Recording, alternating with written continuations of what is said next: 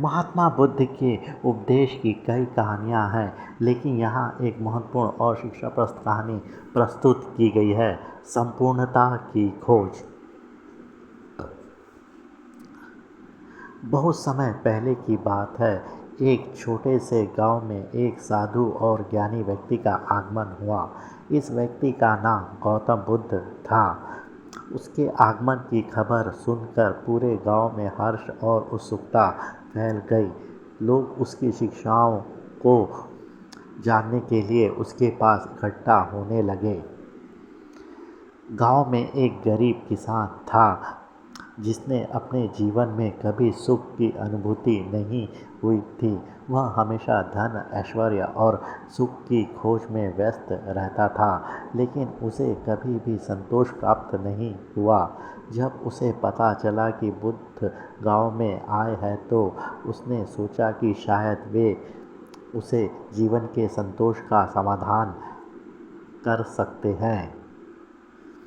किसान बुद्ध के पास गया और उसने अपनी समस्या बताई। किसान ने कहा, मैं धन और ऐश्वर्य की खोज में हमेशा व्यस्त रहता हूँ, लेकिन मुझे कभी भी संतोष नहीं मिला। कृपया मुझे बताएं कि मैं किस तरह से सुख प्राप्त कर सकता हूँ।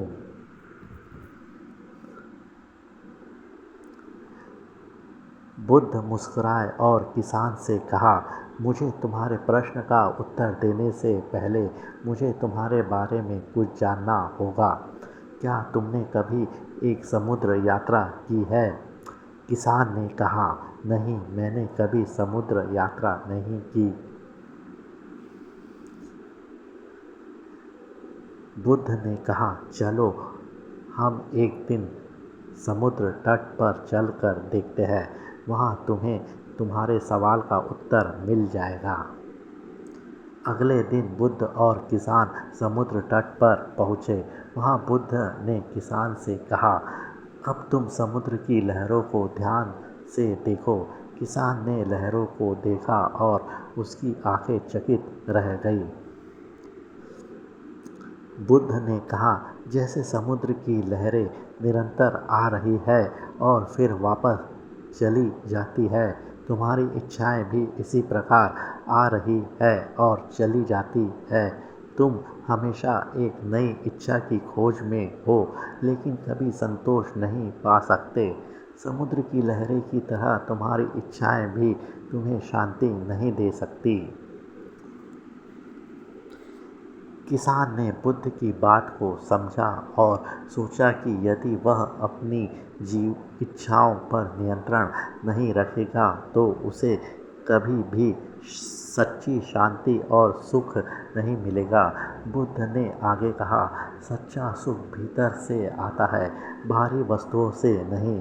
संतोष और शांति आत्मा की गहराइयों में छिपी होती है, न कि बाहरी संसार में। किसान ने बुद्ध की शिक्षाओं को आत्मसात किया और अपनी जीवन शैली में बदलाव किया। उसने बाहरी चीज़ों की खोज छोड़ दी और आंतरिक शांति की ओर ध्यान केंद्रित किया। धीरे धीरे किसान को सच्चा सुख और संतोष मिला, जो उसने पहले कभी महसूस नहीं किया था। इस प्रकार महात्मा बुद्ध की यह साधारण लेकिन महत्वपूर्ण उपदेश ने किसान के जीवन को बदल दिया और उसे सच्चे सुख की प्राप्ति का मार्ग दिखाया।